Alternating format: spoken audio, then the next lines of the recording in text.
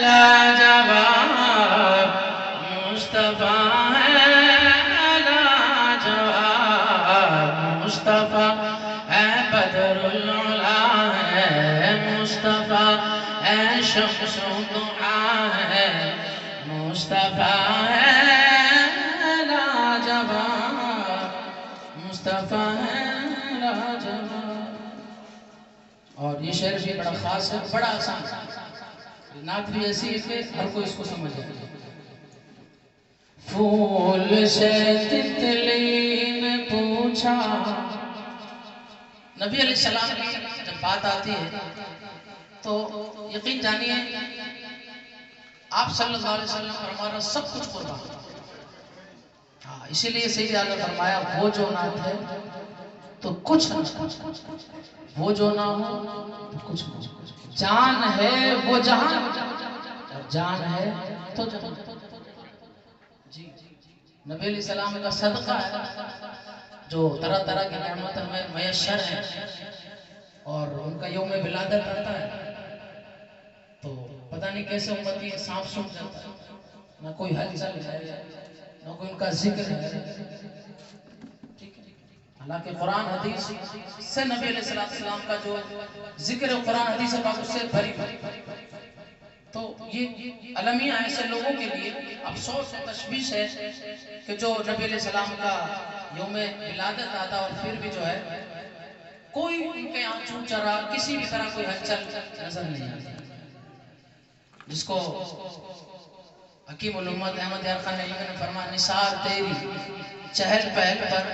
ہزاروں عید ربیع الاول سوائے ابلیس کے جہاں میں سبھی کو خوشنما منا بھی رہتا انسان بھی، دیگر مخلوقات پرندے چرندے تمام مخلوقات حدیث سے ساتھ شعر ملازم۔ پھول سے تتلی نے پوچھا تجھ پہ کس کا رنگ ہے، جس پہ دنیا دنگ ہے، جس پہ دنیا دنگ ہے۔ تو پھول نے اشکر کا گائے،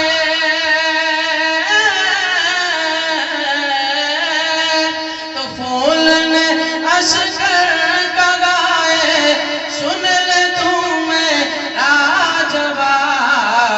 مصطفیٰ ہے، لاجواب مصطفیٰ ہے، لاجواب۔ ہر رنگ ہر چہر جو کچھ بھی صدقات ہیں، جو کچھ بھی مہک خوشبو ہے، یہ نبی علیہ السلام کا صدقہ۔ اسی کو شاعر نے آگے کہا لاکھوں پردوں میں چھپا تھا جلوہ حسن تمام، یعنی نبیوں کے امام، یعنی نبیوں کے امام۔ جس طرح سے رب تبارک و تعالیٰ کے نام ہے وہ 100 ہیں، ذاتی نام تو ایک ہے، صفاتی نام 99 ہیں، یوں ہی نبی علیہ السلام کے جو ذاتی نام ہے محمد صلی اللہ علیہ وسلم، اور صفاتی نام آپ کے بھی 99 ہیں، انہی میں سے ایک نام هو الاول هو الاخر۔ نبی علیہ السلام یہ سب سے پہلے انسان، سب سے پہلے کیسے ہوئے؟ سب سے پہلے آدم علیہ السلام، سب سے پہلے ایسے ہوئے کہ نبی علیہ السلام نے فرمایا اول ما خلق اللہ، سب سے پہلے اللہ تعالیٰ نے میرے نور کو، اور اس نور کو رب تبارک و تعالیٰ نے پردوں میں چھپا رکھا، اور پھر جو ہے وہ سب سے آخر میں رب تبارک و تعالیٰ نے حضرت آمنہ رضی اللہ عنہ کے بطن سے اس کی ولادت۔ اسی کو شاعر نے کہا ہے لاکھوں پردوں میں چھپا تھا جلوہ حسن تمام، یعنی نبیوں کے امام، یعنی نبیوں کے امام، جن کے صدقے میں، جن کے صدقے حسن یوسف، جن کے صدقے حسن یوسف کو ملی ہے آب و تاب، مصطفیٰ ہے مصطفیٰ ہے لاجواب. آخری شعر اور یہ بہت اہم ہے ماحول کے اعتبار سے بھی اور اس علاقے کے اعتبار سے بھی. ٹھیک ہے، ملاحظہ کیجیے، بہت ہی اہم شعر. غزل کا سبحان اللہ کہہ دیجیے. اپنے جیسا اپنے جیسا،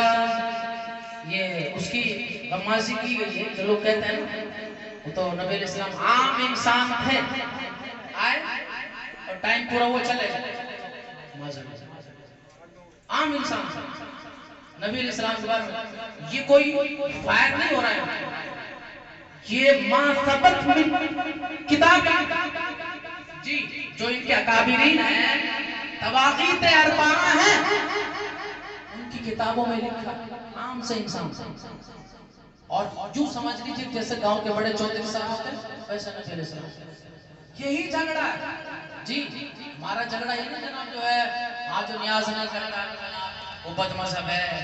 یا جو کیا کہتے ہیں جو ہے نا جمعہ کے بعد صلاۃ السلام نہیں پڑھتا ہے، یا یہ نہیں کرتا ہے، یا تیجا نہیں کرتا، 40واں نہیں کرتا ہے، وہ بد مذہب. اصل جو جھگڑا وہ اس کہ انہوں نے نبی علیہ السلام کی گستاخی. اور یہ میں جو ہے ہوا میں بات نہیں کروں، باقاعدہ ان کی کتابوں میں باتیں لکھی ہوئی. یہی جھگڑا بھی اصل. تو ملاحظہ کریں، اپنے جیسا اپنے جیسا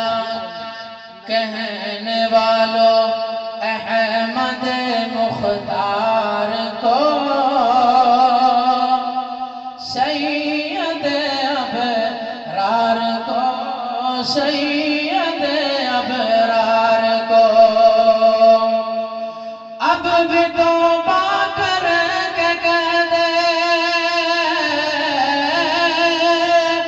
اب بھی توبہ کر کے کہہ دے، تجھ کو مل جائے ثواب. کیا مصطفیٰ ہے لاجواب، مصطفیٰ ہے لاجواب، مصطفیٰ ہے بدر العلا، مصطفیٰ ہے لاجواب، مصطفیٰ ہے لاجواب. صلی اللہ علیہ وسلم. اچھا اپنے جیسا کہنے والوں احمد مختار کو، سید ابرار کو،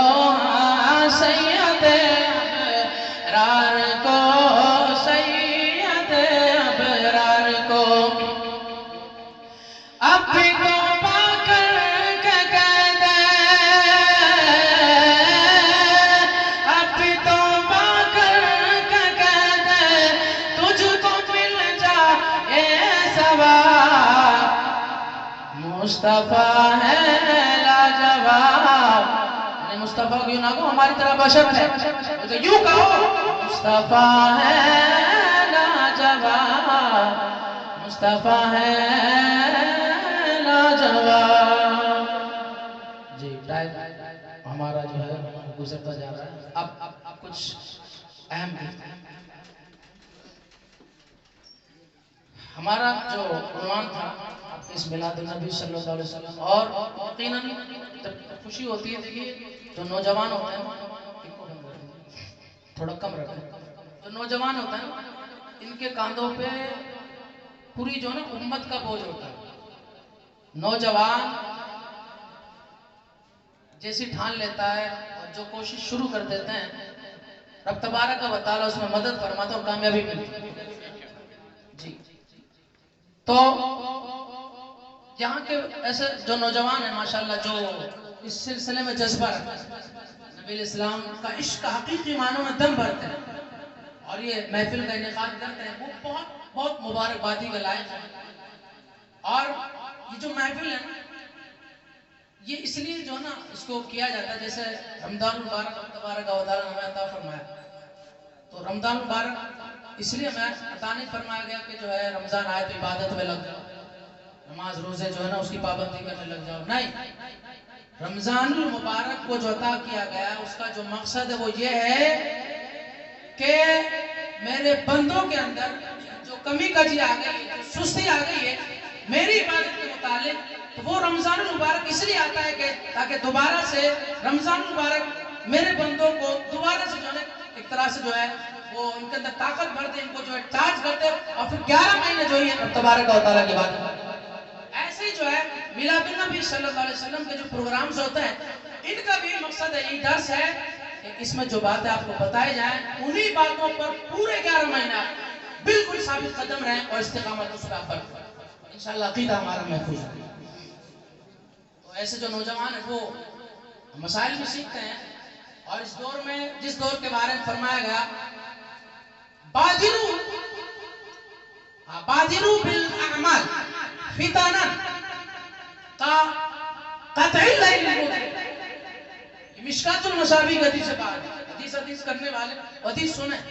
ترمذی شریف میں ہے، سنن نسائی میں ہے، سنن ابن ماجہ میں۔ یہ دور وہ دور ہے جس دور کے بارے میں نبی علیہ السلام نے پہلے فرما دیا تھا، اے لوگوں زمانہ آئے گا، اس زمانے میں بادروا بالاعمال، اعمال کرنے کی طرف سبقت کرو، ایسے فتنوں کی وجہ سے جو سخت رات کی تاریکی، فرمایا یصبح الرجل مؤمنا ویمسی کافرا، انسان صبح کو مومن ہوگا ویمسی کافرا، شام کو کافر ہو جائے گا، یمسی مومنا یصبح کافرا، شام کو جو ہے مومن ہوگا صبح کافر ہو جائے گا، وَيَبِعُ دِينَهُ بِعَرْضٍ مِّنَ الدُّنْيَا، اور یہ دور ایسا دور ہے جس کے بارے میں نبی علیہ السلام فرمایا، یہ بہت قیمتی باتیں ہوئے، بالکل پیور حدیث، قرآن حدیث۔ اس دور آئے گا کہ جس دور میں انسان اپنا جو ایمان ہے، جو اپنا عقیدہ ہے نا، اس کو دنیاوی ساز و سامان کے بدلے میں بیچ دے۔ اور ایک دوسری حدیث سے پاک فرمایا گیا زمانہ آئے گا قرب قیامت، اس زمانے میں انسان کو صرف ایک پرواہ کی مال آ جائے، یہ پرواہ نہیں وہ مال کہاں سے حلال طریقے سے آ رہا ہے حرام طریقے سے آ رہا ہے۔ اور اسی دور کے بارے میں فرمایا قیامت ستفترق امتی علی 73 فرقہ، ان قریب میری امت 73 فرقوں میں بڑھ جائے گی، بالکل صحیح حدیث ہے۔ تو بس ایک بات کہہ کے میں گزر رہا ہوں، اس چیز کو آپ یاد رکھیے گا، ستفترق، علمی بات میں بتا رہا ہوں، یہاں پہ سین ہے، ستفترق، اس کا مطلب ہے آنے والے ٹائم میں نئے نئے فرقے بنیں گے جی، اور ٹوٹل فرقوں کی تعداد ہوئے گی وہ 72 ہوئے گی، ان میں سے ایک جماعت ہوگی لا تجتمع الضلالہ، جو ہمیشہ جو ہے حق پر رہے گی، کبھی گمراہی پر جمع نہیں، کیونکہ اہل سنت و جماعت، اور یہ حق پر اس لیے ہے کہ یہی جماعت صحابہ کی تھی، تابعین تبع تابعین کی، کیونکہ پرانے زمانے سے ہی جماعت ہے، اور حدیث میں فرمایا نئے جو بھی بنیں گے کلهم فی النار، تو حدیث پاک میں فرمایا گیا جو بھی نئے فرقے بنے، اب آپ دیکھ لیجئے جناب، 1700 عیسوی کے بعد کون کون بنے، چاہے اہل حدیث ہو، غیر مقلد ہو، یا اس کے علاوہ جو بھی ہو، اور جو جناب والا ہے انٹرنیٹ پہ یا جو بھی دنیا میں وہ جو ہے اپنے اپنے جو عقائد کے ذریعے سے لوگوں کو گمراہ کر رہے ہیں، اور نبی علیہ السلام، صحابہ کرام، تابعین تبع تابعین، اولیاء کرام کی گستاخیاں کر کر کے امت مسلمہ میں تفرقہ بازی کا، فرقہ واریت کا کام کر رہے ہیں۔ آپ بس یہ مسئلہ سمجھ لیں، حدیث پاک فرمایا گیا جو بھی نیا فرقہ بنے، اہل الحدیث غیر مقلد، آپ پیچھے جائیں کہیں کسی کتاب میں لفظ کوئی نہیں دکھا سکتا ہے، جب حدیث میں فرمایا گیا نیا جو بنے گا کل جہنمی ہے، تو بات ہی ختم ہے۔ لہذا ہم لوگ خوش نصیب ہیں، رب تبارک و تعالیٰ نے ہم سبھی کے عقائد کی حفاظت، جیسا کہ لوگوں نے بتایا کہ اس محلے میں بھی اور پورے جلال نگر میں کچھ جراثیم، کچھ وائرسز پنپ رہے ہیں، اور جناب وہ جو ہے نا جو نوجوان بچوں کو پکڑ رہے ہیں، الحمدللہ یہاں پہ علماء کرام یہ صرف جو ہے نا چیخنے کے لیے یا مائک پہ جو ہے نا باتیں کرنے کے لیے نہیں ہے جی. بخاری شریف ہو یا مسلم شریف ہو، ترمذی شریف ہو، سنن ابی نسائی ہو، سنن ابی داؤد، کوئی بھی جو کتاب الحمدللہ پڑھی بھی ہے اور پڑھانے کا اثر ملتا ہے اور ملتا رہے گا. ہمارا کام یہ ہے الحمدللہ. تو کہنے کا جو مطلب وہ یہ ہے کہ بے شمار ایسی دلیل ہیں، کیونکہ میرا جو عنوان ہے وہ الگ ہے، ضمن یہ باتیں میں نے آپ سے عرض کی. اور جو عنوان ہے وہ یہ ہے سیدتنا فاطمہ الزہرا رضی اللہ تعالیٰ عنہ کی سیرت، آپ کا اسوہ حسنہ اور مسلم بچی. یہ بھی بڑا سینسیٹیو ٹاپک ہے مسلم بچیوں کے متعلق. یقیناً جب اخبارات کے ذریعے سے خبریں موصول ہوتی ہیں تو دل دہل جاتا ہے. کیا نبی علیہ السلام نے اور قرآن نے عورت کے احکامات، عورت کے مسائل بیان کیے ہیں، اور کیا سیدتنا عائشہ فاطمہ الزہرا رضی اللہ تعالیٰ عنہ کی سیرت تھی اور آپ کی زندگی کا طریقہ کار تھا وہ کیا تھا، اور آج کیا اس کے اندر جو ہے نا تبدیلی ہو گئی. چنانچہ ترمذی شریف کی حدیث پاک ہے اور بھی مدارک التنزیل اور المعجم الاوسط، ان تمام کتابوں کے اندر حدیث پاک ہے جس کا میں ترجمہ بیان کرنے لگا ہوں. سیدنا حذیفہ رضی اللہ تعالیٰ عنہ سے مروی ہے، سیدتنا فاطمہ الزہرا رضی اللہ تعالیٰ عنہ کے متعلق یہ حدیث پاک ہے، اہل بیت کے متعلق یہ حدیث پاک ہے. حذیفہ رضی اللہ تعالیٰ عنہ اپنی والدہ محترمہ کے پاس جاتے ہیں اور ان سے اجازت طلب کرتے ہیں، والدہ محترمہ آپ مجھے اجازت دیجیے، میں چاہتا ہوں نبی علیہ السلام کی بارگاہ میں حاضری دیتا ہوں اور آپ کے پیچھے نماز بھی ادا کروں گا، اور نماز پڑھنے کے بعد اپنے لیے بھی اور والدہ محترمہ آپ کے لیے بھی میں دعائے مغفرت کروں. حضرت حذیفہ رضی اللہ تعالیٰ عنہ گئے اور نبی علیہ السلام کے پیچھے آپ نے مغرب کی نماز ادا فرمائی، اور اس کے بعد نبی علیہ السلام نماز پڑھا کے آپ روانہ ہو گئے جہاں آپ کو تشریف لے جا رہے تھے، اور نبی علیہ السلام کے پیچھے پیچھے سیدنا حذیفہ رضی اللہ تعالیٰ عنہ بھی چلتے پڑے. اچانک نبی علیہ السلام محسوس کیا کہ ہمارے پیچھے کوئی ہے. آپ نے فرمایا اے حذیفہ آپ ہیں؟ عرض کیا رسول اللہ میں ہوں. تو حذیفہ رضی اللہ تعالیٰ عنہ سے نبی علیہ السلام فرمایا اے حذیفہ میں نے آپ کے لیے اور آپ کی والدہ کے لیے دعائے مغفرت کر دی. ابھی حضرت حذیفہ نے کہا نہیں تھا کہ آپ ہمارے لیے دعائے مغفرت کر دیں. ترمذی شریف یعنی شیعہ ستہ میں ہے جو حدیث کی بڑی بڑی 6 صحیح کتاب ہے، انہی کتابوں میں سے ایک کتاب ہے ترمذی شریف. اسی حدیث کی کتاب کے اندر حدیث پاک ہے کہ نبی علیہ السلام نے صحابی کے دعا کے لیے عرض کرنے سے پہلے ان کے لیے دعائے مغفرت. اس سے کیا ثابت ہوا کہ نبی علیہ السلام علم غیب بھی جانتے ہیں. وہ لوگ کیسے حدیث پڑھتے ہیں جو کہتے ہیں کہ نبی علیہ السلام کو جو ہے نا غیب کا علم ہے. معاذاللہ آپ کو جو ہے نا پیٹ پیچھے کی خبر ہے، آپ کا علم جو ہے وہ عام انسانوں کی طرح کیسے حدیث پاک. اصل حدیث یہ آگے ملاحظہ ہو، نبی علیہ السلام اپنی بیٹی اپنی لخت جگر سیدتنا فاطمہ الزہرا رضی اللہ تعالیٰ عنہ کی مناقب اور فضیلت بیان کرتے ہوئے ارشاد فرماتے ہیں اے حذیفہ ابھی یہ فرشتہ ہمارے پاس آئے اور اس فرشتے نے ہم سے عرض کی ہے یا رسول اللہ صلی اللہ علیہ وسلم رب تبارک و تعالیٰ نے آپ کو سلام پیش کیا ہے، اور رب تبارک و تعالیٰ نے فرمایا بیاننا فاطمہ بنت محمد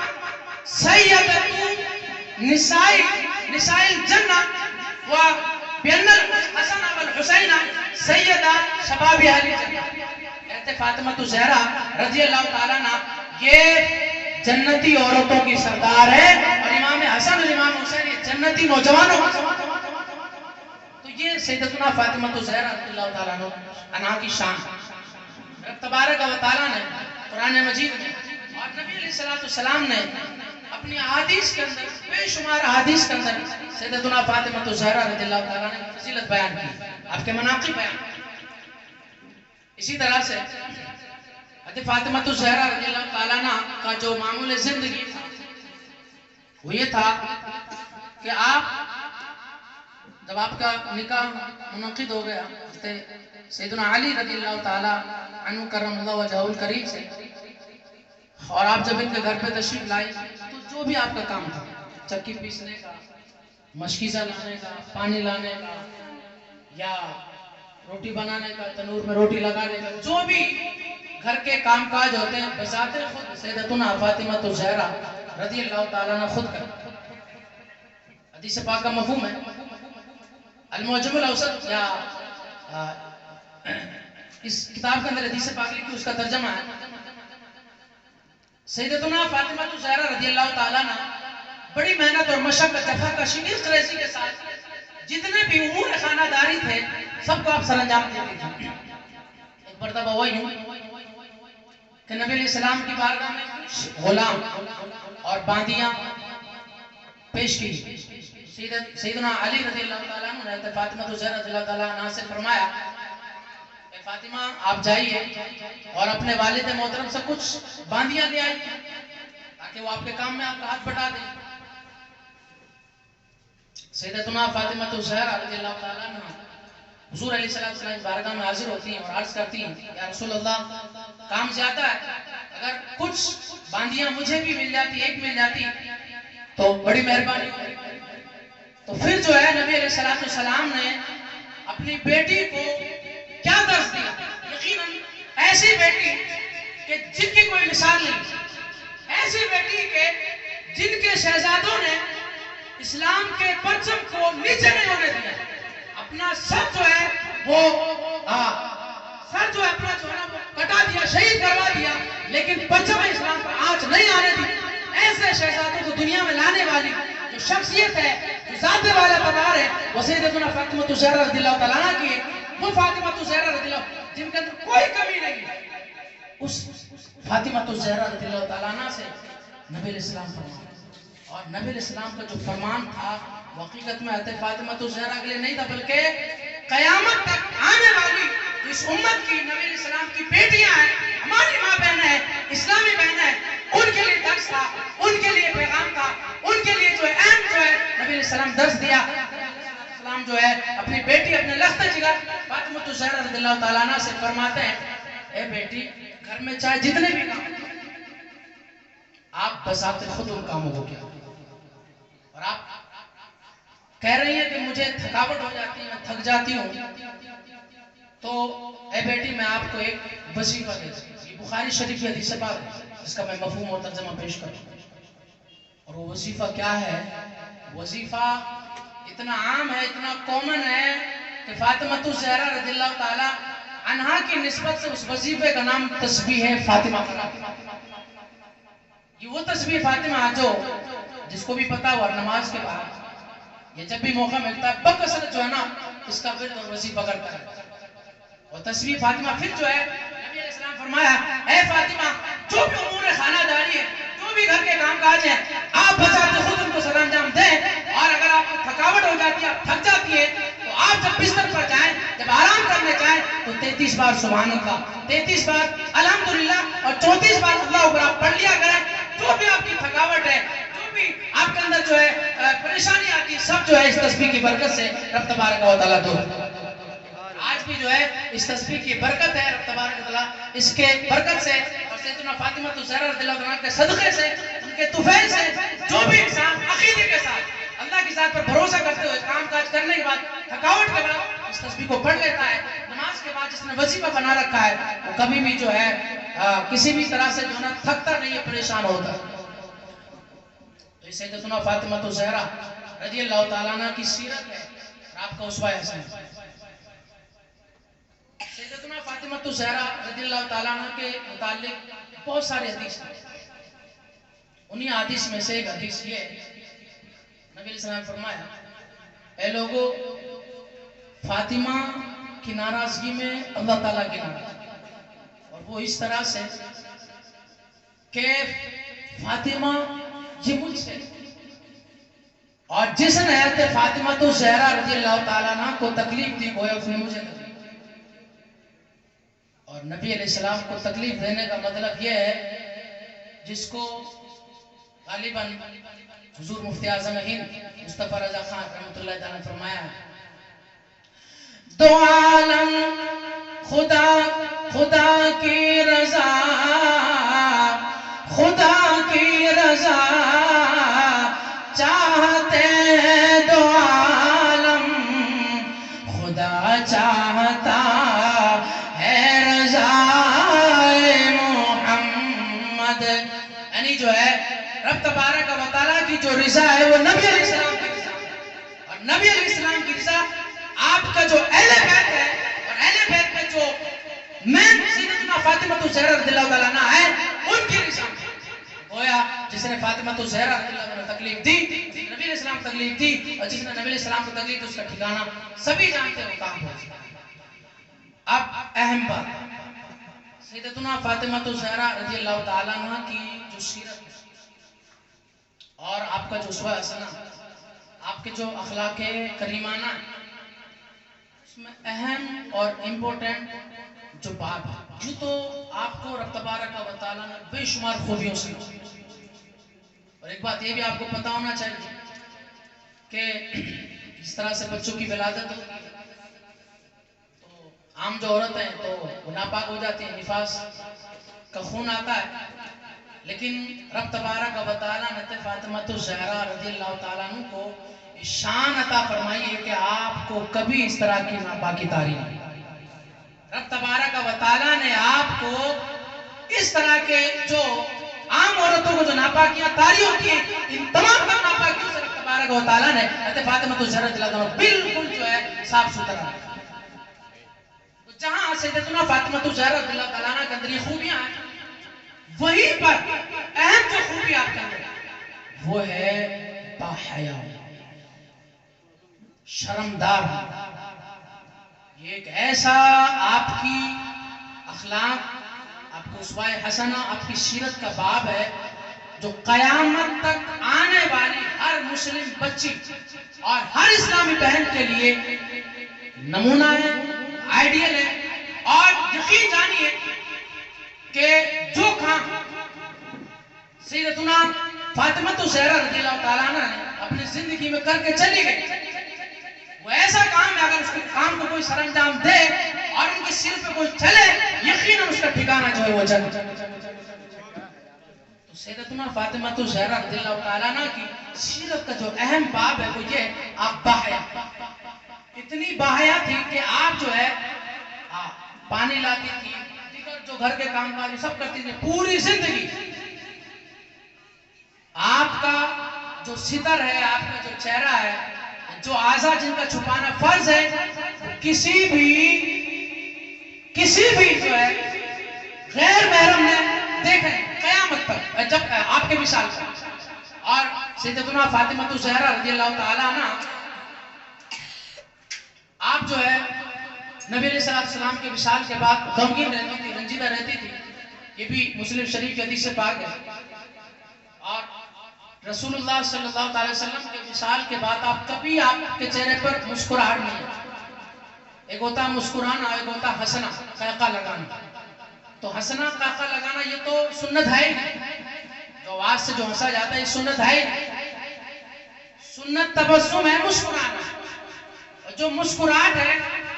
جب نبی علیہ السلام کا وصال ہو گیا تو حضرت فاطمہ الزہرا رضی اللہ تعالیٰ عنہ کے چہرے پر جو ہے مسکراہٹ جو کبھی آئی نہیں. آپ صلی اللہ علیہ وسلم کے وصال کے بعد اور فاطمہ الزہرا رضی اللہ تعالیٰ عنہ کے وصال کے بعد ایک مرتبہ مسکراہٹ ہے. اور مسکراہٹ کیسے آئی آپ اندازہ لگائیں. حضرت فاطمہ الزہرا رضی اللہ تعالیٰ عنہ آپ متفکر رہا کرتے کہ ظاہری زندگی میں تو میں نے خوب پردہ کیا خوب میں باحیا رہے اور بے حیائی اس طرح جو بھی دور دور تک آپ کے قریب مطلب آپ سے دور دور تک قریب تک نہیں آ پائی تھی. لیکن آپ متفکر تھی کہ جب میرا وصال ہو جائے گا ظاہری طور پر اور جب میرا جنازہ اٹھایا جائے گا تو کوئی ایسا نہ ہو کہ جو جسم کی جو نشیب و فراز ہے جو اعضاء ہیں جن کو باہر وہ کسی طرح سے ان پر کسی غیر محرم اجنبی کی نظر نہ پڑے. اس سلسلے میں آپ متفکر رہا کرتے تھے. تو ایک مرتبہ جو ہے حضرت اسماء بنت امیس کے پاس آپ بیٹھی ہوئی تھی اور ان سے آپ مشاورت کر رہے تھے اسی سلسلے میں. حضرت اسماء بنت امیس رضی اللہ تعالیٰ عنہ نے آپ سے کہا کہ حبشہ جو ایک ملک ہے وہاں پر یہ ہوتا ہے کہ جب کسی عورت کا انتقال ہو جاتا ہے تو اس کی جو چارپائی ہوتی ہے جس پہ جنازے کو رکھا جاتا ہے، اس چارپائی کے اوپر جو ہے نا لکڑیاں لگا کر اوپر سے چادر تان دی جاتی ہے، جس کی وجہ سے پوری طرح سے جو عورت کا جنازہ ادھر سیف ہو جاتا ہے، محفوظ ہو جاتا ہے۔ تو جب آپ نے یہ چیز سنی تو آپ مسکرا اٹھی، اور آپ جو ہے آپ کے چہرے پر مسکراہٹ اس وجہ سے آ گئی کہ آخری وقت میں بھی جو ہے میں اپنے جسم کا پردہ کرتا۔ اور کتابوں کے اندر لکھا ہے، تاریخ کے اندر لکھا ہے، سیدتنا فاطمہ الزہرا رضی اللہ تعالیٰ عنہ کا جب جنازہ اٹھایا گیا اور سیدنا علی رضی اللہ تعالیٰ عنہ سے آپ نے وصیت کی کہ جب ہمارا جنازہ اٹھایا جائے تو رات میں اٹھایا جائے اور بہت کم لوگ جو ہمارے جنازے میں شرکت کریں، اور یہی ہوا۔ کل جو ہے آپ کے خاندانی سے 8 افراد نے آپ کے جنازے میں شرکت کی، اور رات کے اندھیرے میں آپ کے جنازے کو اٹھایا گیا، اور اسی طرح سے چارپائی کے اوپر لکڑیاں، کھجور کی لکڑیاں رکھی گئی اور ان کو اوپر چادر تانی گئی، اور پھر اس طرح سے آپ کو جو ہے قبرستان لے جایا گیا اور آپ کو جنت البقیع میں دفن۔ یہ سیدتنا فاطمہ الزہرا رضی اللہ تعالیٰ عنہ کے پردے کا، اب یہ سیدتنا فاطمہ الزہرا رضی اللہ تعالیٰ پردے کا حال ہے۔ دوسری طرف اگر ہم دیکھیں، وہ مسلم بہن ہے کہ جو نبی علیہ السلام کی امت میں کنیز فاطمہ ہے، اور سیدتنا فاطمہ الزہرا رضی اللہ غلام ان کی جو ہے باندھی ہے، ان کی کنیز ہے، لیکن کہاں سیدتنا فاطمہ الزہرا رضی اللہ تعالیٰ عنہ کی سیرت، اور کہاں جو ہے آج ہمارا معاشرہ، ہمارا سماج، ہمارا کلچر آج جو ہے کس طرف جو ہے ہماری جو مسلم بچی وہ کس طرف جا رہی ہے۔ اب ذرا اندازہ لگا کہاں ہمارا پردہ چلا ہے، اور بہت سارے ایسے معاملات ہیں کہ جناب جو بالکل سراسر حرام ہیں، ایسے گناہ ہیں کہ جن کو گناہ سمجھا ہی نہیں۔ آپ ایک رپورٹ آپ سنیں گے اور اس رپورٹ کو سننے کے بعد آپ حیرت میں پڑ جائیں گے، اور یہ رپورٹ حیدرآباد کی 2019 کی بھی ہے اور 2020 کی۔ 2019 کی رپورٹ یہ ہے، بہت ہی یہ دل دہلانے والی رپورٹ، جو وہاں کا جو کورٹ ہے، اس کورٹ میں جو اپلیکیشنز آتے ہیں شادیوں کے، کورٹ میرج جو ہوتی ہے، تو اس رپورٹ کے مطابق حیدرآباد جو شہر ہے، اس شہر کی بات ہے، اطراف کی بات ہے کہ 1 لاکھ کم و بیش مسلم بچی انہوں نے غیر مسلم لڑکوں کے ساتھ شادی کرنے کے لیے جو ہے اپلیکیشن حیدرآباد جو کورٹ ہے وہاں پہ دی، یعنی ایک طرح سے اسلام سے مرتد ہو کر، اور مرتد ہی نہیں بلکہ جو ہے انہوں نے اپنی عزت کا جنازہ اس طرح سے نکالا کہ وہ غیر مسلم کے ساتھ شادی کرنے کے لیے آمد، شادی رچائی۔ یہ تو وہ رپورٹ ہے جو ان پیپر ہے، پوشیدہ طور پر، مخفی طور پر کیا کچھ جو ہے جو ہماری اسلامی بہنیں ہیں، ہماری بچیاں ہیں، کس طرح سے جو ہے اپنے ایمان عقیدے کی جو ہے نا دھجیاں اڑا رہی، جنازہ نکال رہی، یہ جناب ایک طرح سے بہت بڑا جرم۔ اور یہ تو وہاں کی رپورٹ تھی، یہی چیز جو ہے نا ہر جگہ پر یہ جو قوت باطلہ ان کی طرف سے پروپیگنڈے جو ہے چلائے جا رہے ہیں، سازش سے منصوبہ بندی جو ہے نا کری جا رہی ہے، اور الگ طرح کے جو آفرز کے نام پہ دنیاوی دار یا مال کا لالچ یا دیگر لالچ، یہ لالچ دے کر کے مسلم بچیاں ان کو جو ہے مذہب اسلام سے متنفر کر کے اور ان کو ابتداع کی طرف، مرتدہ کی طرف لے جا کر کے، اور پھر اس طرح سے ان کی زندگی کو برباد۔ یہی نہیں بلکہ جب ان کے ساتھ جو شادیاں رچا لیتے ہیں، جو ان کے آقا ان کے آقاؤں کے کہنے پر شادیاں رچانے کے بعد، اور پھر جو ہے 2-4 سال کے بعد جب ان کا مقصد اور جو ان کا پروپیگنڈا وہ حل ہو جاتا ہے، جو منصوبہ بندی ہے اس میں وہ کامیاب ہو جاتے ہیں، پھر جو ہے عزت کا جنازہ نکال یوں ہی در بدر کر دیتے، چھوڑ۔ یہ حیدرآباد ہی کا معاملہ، یہ شہر شاہجہاں پور میں بھی یہ سلسلہ چل رہا ہے۔ باقاعدہ ہم لوگ سمجھتے ہیں کہ جناب جو ہے نا باطل لوگ کچھ نہیں کرتے، باطل جو لوگ ہیں ان کو جو تھنکنگ دی جا رہی ہے، ان کو جو ڈسپلن دیا جا رہا ہے، وہ اس قوم اور ان باطل مذاہب کی طرف سے دیا جا رہا ہے جن کے بارے میں حدیث پاک میں نبی اسلام فرمایا کہ یہ مسلمانوں کے سب سے بڑے دشمن یہود و نصارہ، جیوز کرسچن، انہی کی جو آئیڈیالوجی ہے، انہی کی جو سوچ ہے، اسی سوچ کو ہندوستان کے اندر بڑھایا جا رہا ہے، اور اسی سوچ کے مطابق جو مسلم بچیاں ہیں جو ہماری جو ہے شہزادیاں ہیں، ہماری اسلامی بہنیں ہیں، ان کے چنگل میں آ کر اس طرح سے اپنے ایمان عقیدے کو برباد کر رہی ہیں اور اپنی عزت کو برباد کر رہی ہیں. تو کہاں سیدتنا فاطمہ الزہرا رضی اللہ تعالیٰ عنہ کی سیرت، ہماری جو ہے بہنیں، ہماری بچیاں اور ہمارے جو ہے سماج کی لڑکیاں کدھر جو ہے جناب وہ اپنے عزت اور اپنے جو ہے سماج اور اپنے اسلام کے ساتھ وہ کھلواڑ کر. تو یقیناً یہ ایسی بات ہے بڑی سینسٹیو ہے، ہمیں ان سے درس لینا چاہیے. اور اسی طرح سے اور بھی کئی سارے معاملات ہیں، جن میں سے ایک مسئلہ یہ بھی ہے کہ بے پردہ، بے حیا، بے حیائی، اور اسی طرح سے جو ہے گھر سے باہر نکلنا. اور یاد رکھیے گا، مسئلہ بھی یاد رکھیے گا، یہ میں مسئلہ آپ کو عرض کر دیتا ہوں. آپ ٹھنڈے دماغ سے سوچیے گا، اور بس میں تھوڑی دیر میں ختم کرنے والا ہوں. ٹھنڈے دماغ سے آپ ایک بات سوچیے گا، اور یہ میں اپنی ماں بہنوں سے، اسلامی بہنوں سے، مسلم بچیوں سے عرض کر رہا ہوں. سیدنا عمر فاروق رضی اللہ تعالیٰ عنہ کا جب دور خلافت ہے، وہ عمر فاروق جن کے بارے میں فرمایا لو کان بعدی نبی لکان عمر، اگر میرے بعد نبی ہوتا تو عمر ہوتا. اور یہی صحابہ کرام کے بارے میں نبی صلی اللہ علیہ وسلم نے فرمایا علیکم بسنت سنت الخلفاء الراشدین المہدیین اصحابی کالنجوم بأیہم اقتدیتم اہتدیتم. انہی صحابہ کے بارے میں نبی صلی اللہ علیہ وسلم نے فرمایا. انہی صحابہ کرام میں سے ایک صحابی رسول سیدنا عمر فاروق رضی اللہ عنہ دور خلافت آتا ہے تو نبی علیہ السلام کے زمانے میں اور سیدنا ابوبکر صدیق رضی اللہ تعالیٰ عنہ کے زمانے میں اور سیدنا عمر فاروق رضی اللہ عنہ دور خلافت میں کئی سال تک جو اہل حدیث ہے نا جناب غیر مقلد، وہ کہتے ہیں جو ہے عورتوں کو مسجد میں نماز پڑھنا چاہیے. یہ بخاری شریف کی حدیث پاک کو بیان کرنے لگا جی. سیدنا عمر فاروق رضی اللہ تعالیٰ عنہ کے دور خلافت میں عورتیں مسجدوں میں جاتی تھی نماز پڑھنے. اور پھر آپ نے دیکھا کہ اختلاط مرد و زن سے کچھ ایسے معاملات جو بے حیائی کی طرف لے جاتے ہیں، یعنی آپس میں بات چیت، اس طرح کا آپ نے کوئی ایشو دیکھا. اور پھر آپ نے جو ہے اجماع امت سے، صحابہ کرام کے فیصلے سے، مشاورت سے اعلان فرما دیا کہ آج کے بعد سے کوئی بھی عورت مسجد میں نماز پڑھنے نہیں ہے. اور کسی صحابی رسول نے اس پر کوئی اعتراض نہیں کیا، سب نے جو اس کو تسلیم کیا. اور پھر جو آج تک یہ اصول بن گیا، کیونکہ یہ قانون ہے، نبی علیہ السلام فرمایا کہ میں جو عطا کر اس کو لے لو، اور صحابہ کرام کی جو سیرت ہے، جو طریقہ ہے، صحابہ کرام جو کر کے چلے گئے اس کو اپنا لو، یہی دین ہے اور یہی صحیح مذہب ہے. اب آپ اندازہ لگائیے، سب سے بہترین جگہ، سب سے متبرک مقدس جگہ دنیا کے اندر مسجد، اور مسجد میں با اتفاق صحابہ، با اتفاق تابعین، با اتفاق تبع تابعین، وہ دیگر علماء کرام متقدمین متاخرین سے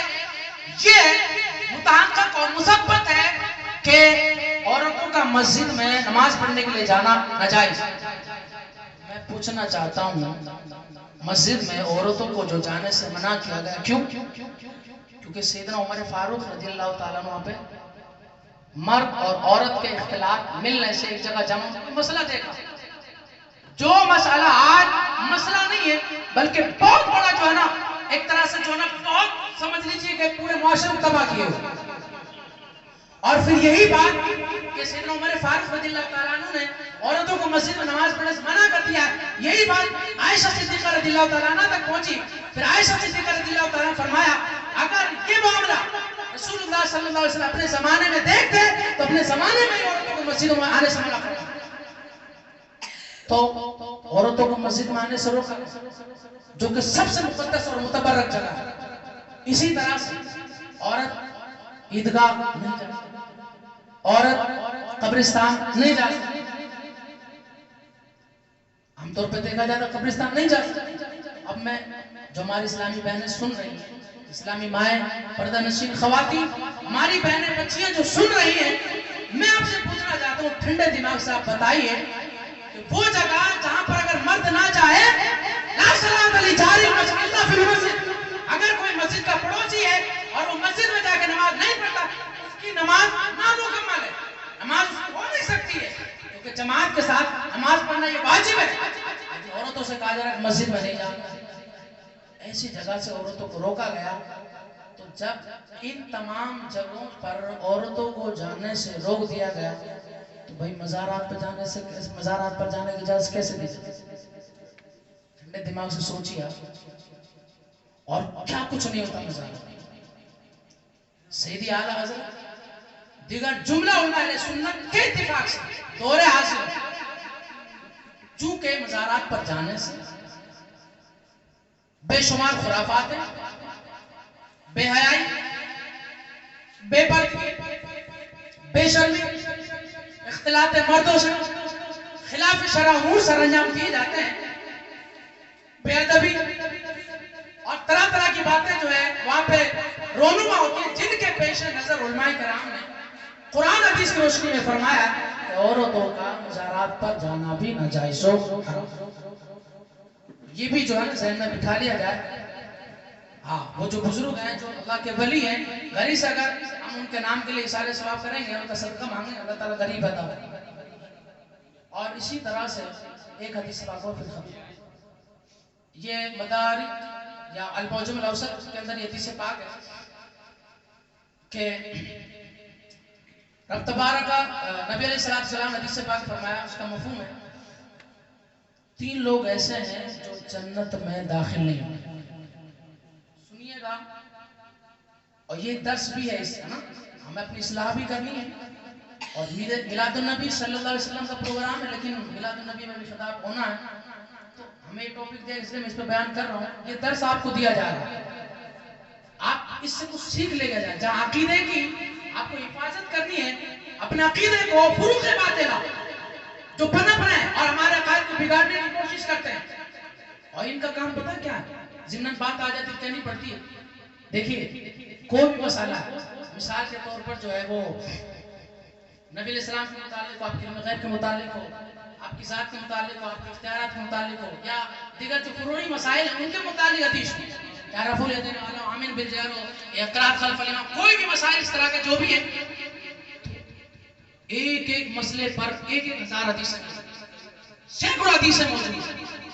اب یہ لوگ کرتے کیا پتہ ہے؟ جو ان کے مطلب کی حدیث ہے نا، اس حدیث کو آپ سمجھ لو، وہ کہتے ہیں دیکھو رسول اللہ نے یہ کیا اور تم لوگ یہ کر۔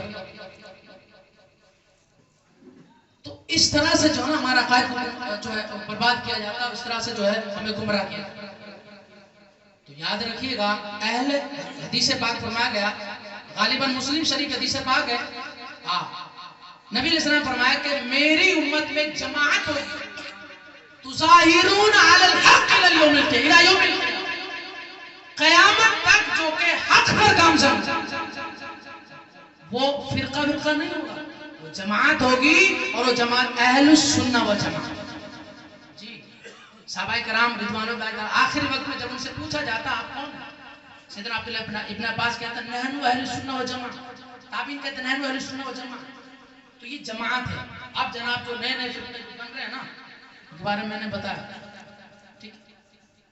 تو بہرحال میں حدیث پڑھنے لگا تھا، نبی علیہ السلام فرمایا 3 اشخاص ایسے ہیں، 3 لوگ ایسے ہیں جو جنت میں داخل ہیں، اور یہ تینوں چیزیں نا یوں سمجھ لیجئے نا بہت عام ہوتی ہیں۔ یہ میں اصلاح کرنا چاہتا ہوں، آپ ذرا میرے مدینہ مسجد میں ہمارا انہی ٹاپکس پہ بیان ہوتا ہی، آپ درد کو سمجھیں، اصلاح کیجئے اور اپنا جائزہ لیجئے آپ کدھر جا رہے ہیں۔ یعنی یوں سمجھ لیجئے جو گناہ کبائر، بڑے بڑے جو گناہ ہیں، مثال کے طور پر جو ہے موبائل میں ڈرامہ، فلمیں، گندی چیزیں دیکھنا،